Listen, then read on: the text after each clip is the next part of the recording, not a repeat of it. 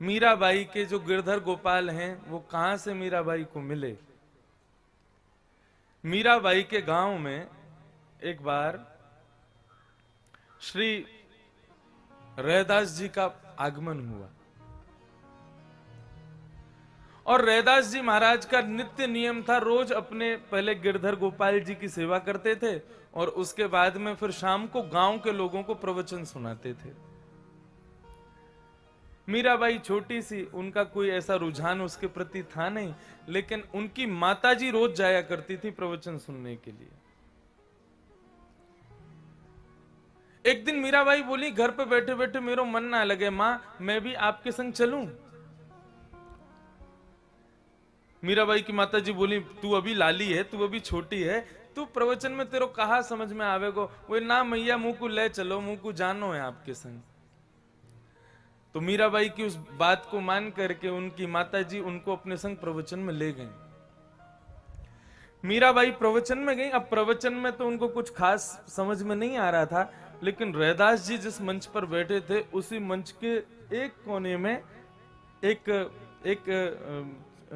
बढ़िया सुंदर सा आसन बिछ रहा था, उस पर श्री गिरधर लाल जी की छवि विराज रही थी। मीराबाई ने प्रवचन सुनते सुनते जरा सी एक बार ऐसे नजर सी पड़ी होगी और नजर ऐसी पड़ी कि उनको दिखती रह गई मीराबाई। और देखते देखते देखते देखते मीराबाई के मन में बार बार ये बात उठे कि मैं इनको जानती हूं, मैंने इनको पहले कहीं देखा है, मैंने इनका स्वरूप कहीं तो देखा है, ये स्वरूप कहीं तो देखा है मैंने। बार बार अपनी माँ से बोले, माँ ये कौन है, ये कौन है जो वहां बैठे हैं, जल्दी बताओ ना वो कौन है। माँ बोली, चुपचाप बैठ, ये गुरुजी रैदास जी के गोपाल जी हैं, रैदास जी के गिरधर लाल जी हैं। माँ इनसे पूछो ना इनका नाम क्या है। प्रवचन पूरा हुआ, रैदास जी के पास में मीराबाई की माता जी गई और जाके बोली, बाबा मेरी लाली जब से आपको प्रवचन सुन रही है तब से उस स्वरूप पर मोहित हो गई है। ये पूछ रही है इनको नाम कहा है। रैदास जी बोले, इनका नाम है गिरधर गोपाल। अब जैसे ही गिरधर गोपाल नाम सुना, मीराबाई की हृदय की भावना कहने लगी, शायद मैंने कहीं ये नाम सुना है। मां इनसे ये पूछो ना इनका नाम गिरधर कैसे पड़ा। तब यही कथा जो अभी हम सुन रहे थे, ये पूरी कथा रैदास जी ने सुनाई। इंद्र का मान दूर करने के लिए, इंद्र के लिए सब लोग पूजा करते थे ब्रजवासी, उनके सबको अपने चरण आश्रित बनाने के लिए ठाकुर जी ने गोवर्धन पर्वत से अपना रूप प्रकट किया। इंद्र का मान दूर करने के लिए गिरिराज पर्वत उठाया। नख पर धार लियो गिरिराज, नाम गिरधारी पायो है, इसलिए इनका नाम गिरधारी पड़ा। अब ये बात जैसे ही मीराबाई ने सुनी कि गोवर्धन पर्वत उठाने की वजह से इनका नाम गिरधारी पड़ा है, मीराबाई का तो रोम रोम मानो जैसे रुदन करने लगा और रैदास जी के चरणों में गिर कर के मीराबाई कहने लगी, बोले बाबा ये आपके नहीं है, ये तो मेरे हैं और मेरे पास आने के लिए आपका सहारा ले रहे हैं। रैदास जी को एक बार तो गुस्सा आ गया, बोले अरे बेटा कैसी बात करती हो, ये हमारे गिरधर लाल हैं, इनकी कब से सेवा कर रहा हूं मैं और तुम कह रही हो ये तुम्हारे। बोले नहीं ये आपके हैं ही नहीं, ये तो मेरे हैं।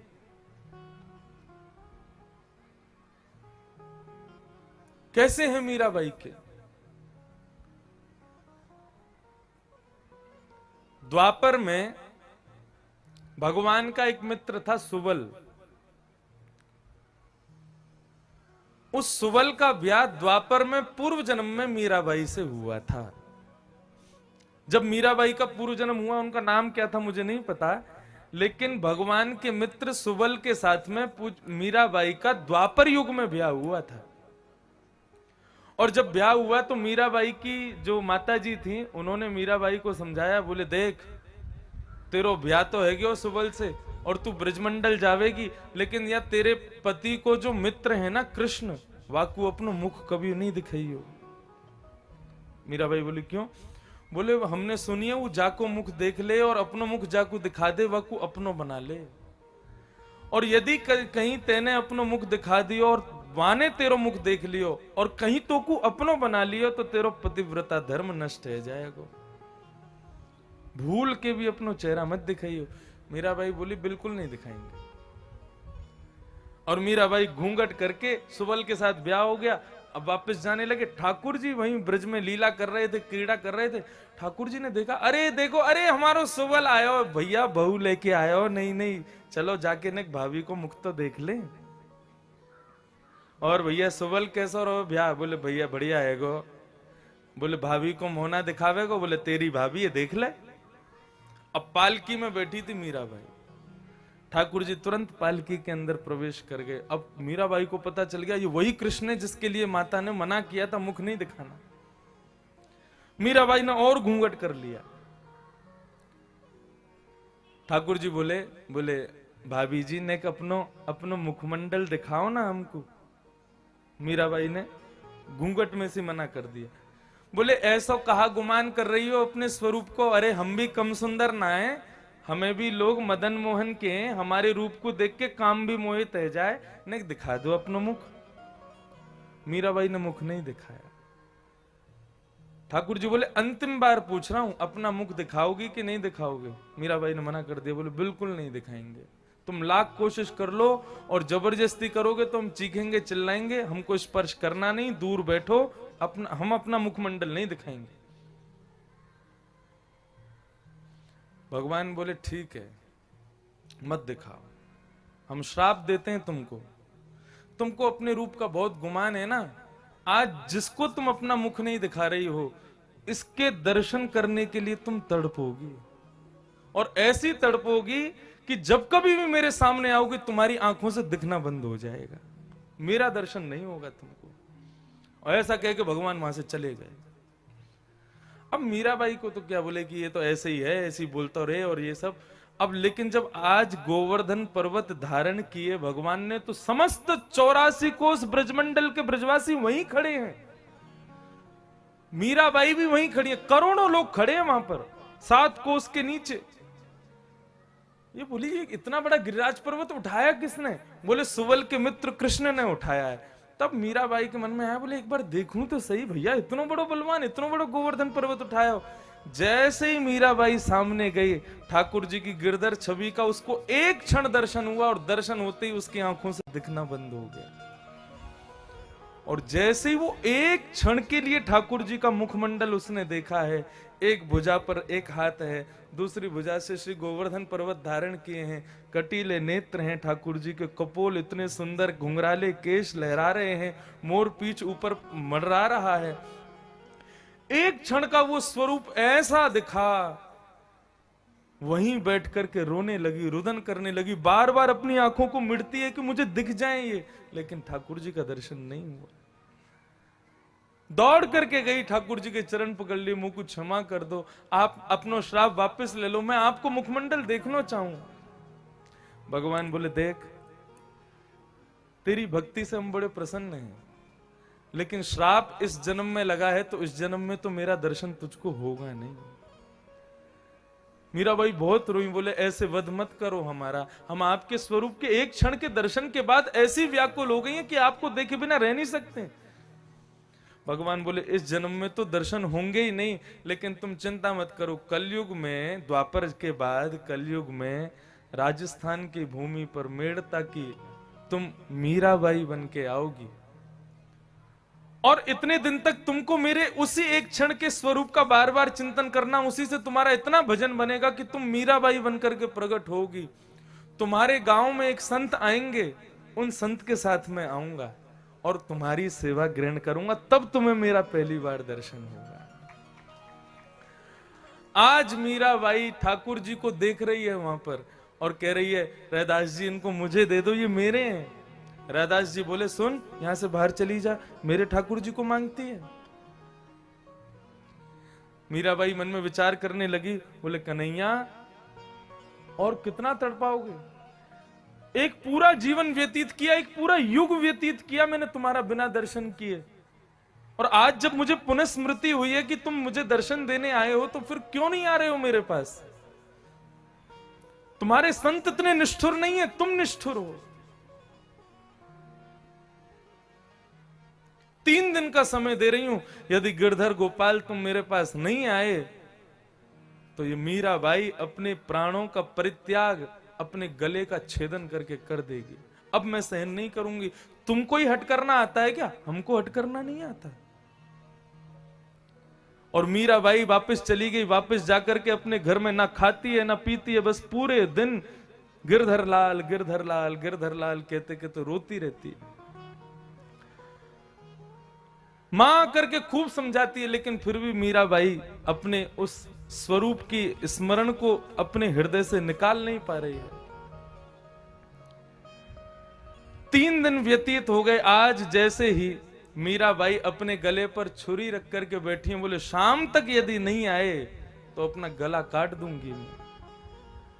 ठाकुर जी को व्याकुलता सहन नहीं हुई। रात्रि में जैसे ही श्री रैदास जी सोए हैं, श्री गिरधर लाल जी उनके सपनों में प्रकट हो गए और प्रकट होकर के कहने लगे, बाबा। रैदास जी बोले, अरे प्रभु आप स्वप्न में पधारे? बोले, मुझको क्षमा कर दो, मैं आपको बहुत बड़ा वियोग देने वाला हूं। रैदास जी के नेत्र भर आए। बोले, प्रभु क्या करने वाले हैं आप? बोले, प्रभु मैंने आपका सहारा लिया है, वास्तविकता में मैं आपका नहीं हूं, मैं मीराबाई का हूं।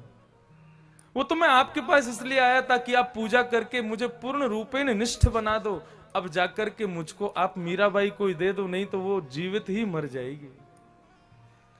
अर्धरात्रि में ही रैदास जी उठे। पहले तो गिरधर लाल जी को हृदय से लगा के बहुत रोए। जिनकी सेवा करते करते पूरा जीवन रैदास जी का बीत गया, आज उनको किसी और को देने जा रहे हैं रैदास जी। निकल पड़े अपनी कुटिया से और मीराबाई का घर खोजते खोजते जैसे मीराबाई के पास पहुंचे, शिथिल पड़ी है मीराबाई, आंखों से नीर बह रहे हैं और बस प्राणों का परित्याग करने की देर है। तब श्री रैदास जी महाराज वहां पहुंचे और बोले, मीरा। तब उन्होंने एक पद गाया। वो पद बड़ा सुंदर है। ले मीरा ले गिरधर तेरा, ले मीरा ले गिरधर तेरा, ले मीरा ले गिरधर तेरा, ले मीरा ले गिरधर। सेवा पूर्ण भई अब मेरी, सेवा पूर्ण भई अब मेरी, सेवा पूर्ण भई अब मेरी, सेवा पूर्ण भई अब मेरी।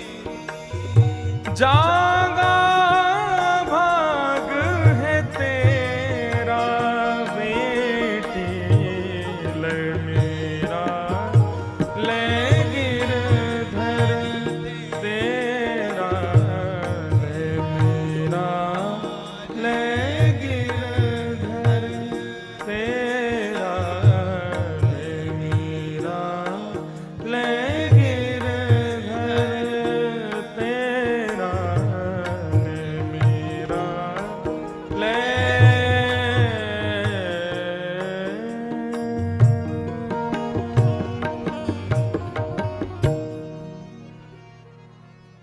और रैदास जी ने अपने हृदय के स्वरूप श्री गिरधर गोपाल जी को मीराबाई को प्रदान कर दिया।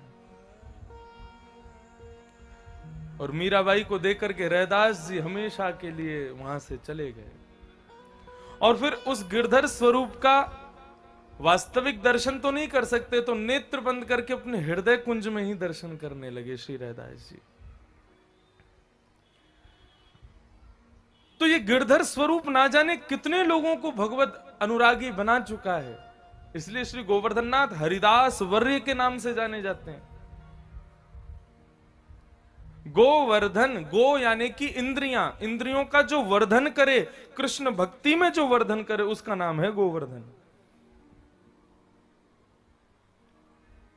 मीराबाई को भक्त बनाया श्री गोवर्धन नाथ जी ने, सूरदास जी को भक्त बनाया श्री गोवर्धन नाथ, कुंभन दास, रैदास, सबको भगवत अनुरागी यदि किसी ने बनाया तो श्री गोवर्धन नाथ। और तो और क्या कहें, श्री कृष्ण को भी भक्त बनाया श्री गोवर्धन नाथ ने, इसलिए उनको हरिदास वर्य कहा जाता है।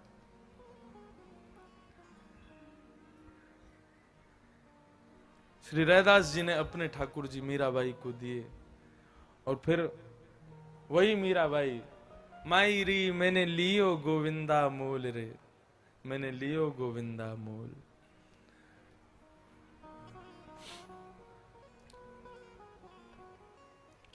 गिरिराज पर्वत 7 दिन 7 रात्रि पर्यंत ठाकुर जी ने धारण करके रखे। कल पूज्य महाराज जी धर्म मंडप का वर्णन कर रहे थे। गर्ग संहिता में धर्म मंडप के 4 स्तंभ हैं, बद्रीनाथ, रंगनाथ, द्वारिकानाथ और श्री जगन्नाथ। ये 4 स्तंभ हैं, इसके बीच में धर्म मंडप है और धर्म मंडप के मध्य में है श्रीनाथ। चारों का दर्शन कर ले और श्रीनाथ का ना करे तो धर्म मंडप का दर्शन पूर्ण नहीं माना जाता, और चारों का ना करे, श्रीनाथ जी का कर ले, श्री गोवर्धन नाथ जी का कर ले तो धर्म मंडप का दर्शन पूर्ण माना जाता है। महाराज जी तो कल ये प्रसंग सुना रहे थे, इसका श्लोक हमने ढूंढ लिया। और श्लोक कैसे है कि गंधमादन यात्रायाम यत्फलम लभते नर तत्फलम लभते सम्यक गिरिराजस्य दर्शना। सबके दर्शन हो जाएं लेकिन गिरिराज जी के दर्शन नहीं हो तो धर्म मंडप का दर्शन पूर्ण नहीं, और किसी के दर्शन नहीं किए हों लेकिन गिरिराज जी के दर्शन हो जाएं तो सबके दर्शन का फल मिलता है। गंधमादन यात्रायाम यत्फलम लभते नर तत्फलम लभते सम्यक श्री गिरिराजस्य दर्शनात्। ऐसे श्री गोवर्धन नाथ प्रभु को हम बारंबार प्रणाम करते हैं। जय श्री कृष्ण। प्रिय साथियों, हर आत्मा को उसकी पूर्णता उसी क्षण मिलती है जब वह ईश्वर से जुड़ती है। मीराबाई की कथा यही सिखाती है, जब प्रेम सच्चा हो तो ईश्वर खुद सामने आते हैं। मीराबाई ने न उम्र देखी न हालात, बस गिरधर गोपाल के प्रेम में डूब गई। जब संसार ने तिरस्कार किया उन्होंने हिम्मत नहीं हारी। उनका प्रेम, उनकी तड़प, उनकी साधना सब कुछ एक ही लक्ष्य के लिए था, ईश्वर के दर्शन। जीवन में जब कोई राह न दिखे तो बस एक बार उस ईश्वर का नाम सच्चे मन से ले लो, वो आएंगे तुम्हारी पीड़ा हरने, तुम्हें अपनाने। मीराबाई को गिरधर गोपाल ऐसे ही नहीं मिले, उनकी भक्ति में वो ताकत थी जो खुद भगवान को भी आकर्षित कर ले। इसीलिए उठो, जागो और तब तक मत रुको जब तक तुम्हें अपने गिरधर न मिल जाए। ईश्वर के प्रेम में डूबा हुआ जीवन ही सच्चा जीवन है। भक्ति से बढ़कर कोई शक्ति नहीं और प्रेम से बढ़कर कोई भजन नहीं। जय श्री कृष्ण।